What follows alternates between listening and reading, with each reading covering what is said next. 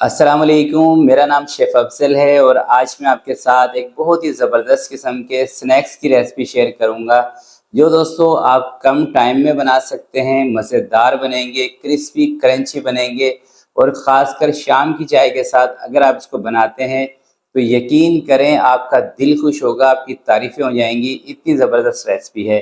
और इसका जो बनाने का तरीका है, ये बहुत ही आसान है, आसान तरीके से, शॉर्ट तरीके से आप इसको किस तरह से बना सकेंगे, आज की वीडियो में आपको बताऊँगा और 1-2 छोटी-छोटी टिप हैं, उसके बारे में भी आपको बताऊँगा। तो इंशाल्लाह ये वीडियो देखकर आपको मज़ा आने वाला है, तो फिर बिना टाइम ज़ाय किए चलते हैं इस ज़बरदस्त रेसिपी की तरफ और इसको बनाना स्टार्ट करते हैं। बिस्मिल्लाहिर्रहमानिर्रहीम। तो 2 कप दोस्तों मैं ले रहा हूँ मैदे के और ग्राम के हिसाब से ये तकरीबन 1 पाव या 260 ग्राम है। आधा छोटा चम्मच इसके अंदर नमक का शामिल कर रहा हूँ और 3 बड़े चम्मच घी के इसके अंदर शामिल कर रहा हूँ। घी दोस्तों आपने मेल्ट कर लेना है, हल्का सा गर्म करके इसके अंदर शामिल करना है। जब आप घी को गर्म कर लेते हैं ना, तो ये डो के अंदर जाके जम जाता है। पानी इसके अंदर मैं शामिल कर रहा हूँ आधे कप से भी कम। पानी का आपने इस्तेमाल थोड़ा सा कम करना है, क्योंकि अगर इसकी डो सख्त लगेगी ना, तो आप बाद में पानी का छींटा लगा सकते हैं। अगर पानी आप शुरू में ज़्यादा डाल देते हैं फिर प्रॉब्लम होती है। तो ज़रा सा पानी इसके अंदर मुझे कम लग रहा था, मैंने हल्का सा पानी का छींटा इसके अंदर और लगाया है। इसकी जो डो आपने बनानी है, ये ना ज़्यादा सख्त हो और ना ज़्यादा नरम हो। तो डो को टेबल के ऊपर निकाल के थोड़ा सा इसको मैं मसल लेता हूँ। टेबल के ऊपर मसलने से ना डो ज़रा जल्दी रेडी हो जाती है और आपको मुक्की इसमें कम लगानी पड़ती है।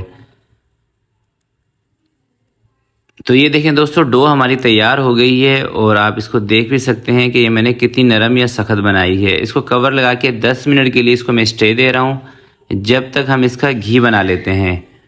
तो 10 मिनट के लिए इसको इधर ही छोड़ देते हैं। ये दोस्तों मैंने घी लिया है 4 चम्मच और इसको मेल्ट कर लिया है हल्का सा गर्म।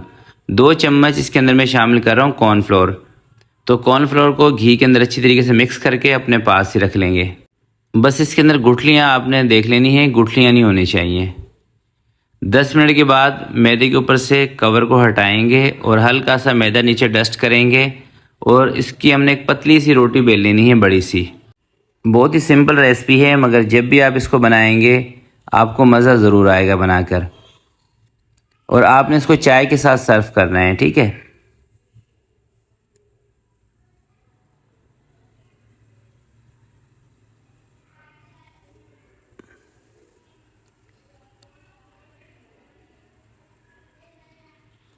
तो ये देखिए दोस्तों, बड़ी सी रोटी मैंने बना ली है। अब जो घी हमने बनाया था वो घी इसके ऊपर लगा देना है। बुरश की मदद से पूरी रोटी के ऊपर अच्छे तरीके से घी लगा दें। ये कुछ उससे मिलती जुलती रेसिपी है जो आप खारे बिस्किट बनाते हैं ना, जिनको बेक करते हैं, इसको हम करेंगे फ्राई। तो उससे मिलती जुलती ये रेसिपी है। और इस तरीके से इसको फोल्ड कर लेना है। ये देखें, सामने वाली साइड से भी इसी तरह से इसको फोल्ड कर लेंगे।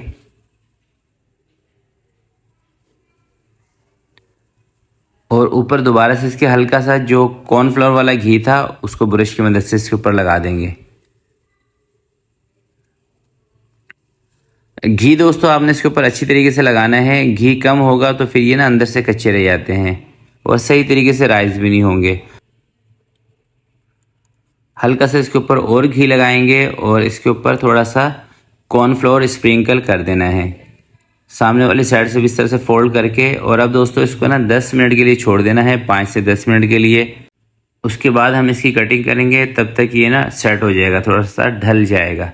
तो पेपर आपने लाजमी लगाना है इसके ऊपर।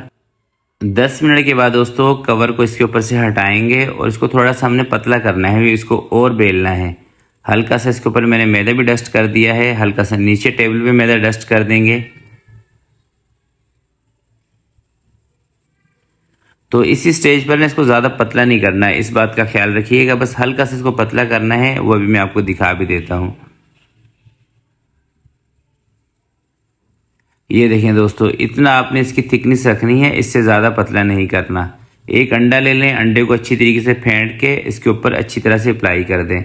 अंडा दोस्तों इसके अंदर ऑप्शनल है, आप अगर आपको अंडा पसंद नहीं है तो आप अंडा स्किप करके इसके ऊपर हल्का सा पानी का हाथ लगा के कलवंजी के बीज इसके ऊपर डाल सकते हैं।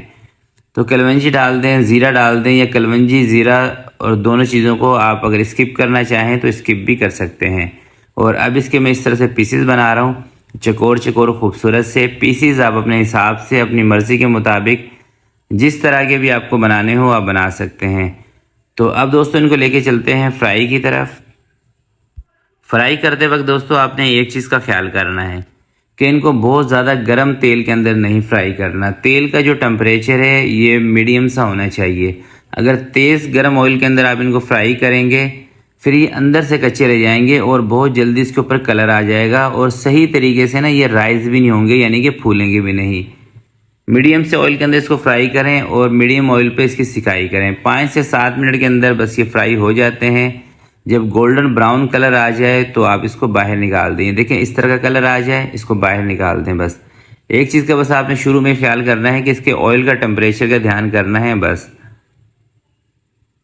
तो मैं अब इनको बाहर निकाल रहा हूँ और देखें माशाल्लाह से लुक आप देखें कितना ज़बरदस्त है। और आपको तोड़ कर भी दिखाऊंगा कि ये कितने खस्ता, कितने क्रिस्पी, कितने क्रंची बने हैं।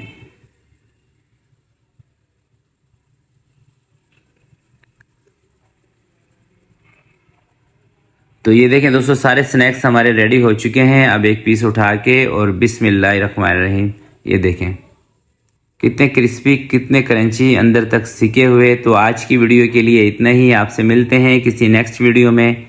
तब तक के लिए अपना बहुत सारा ख्याल रखिएगा, अपने वालिदैन का ख्याल रखिएगा। अल्लाह हाफिज़।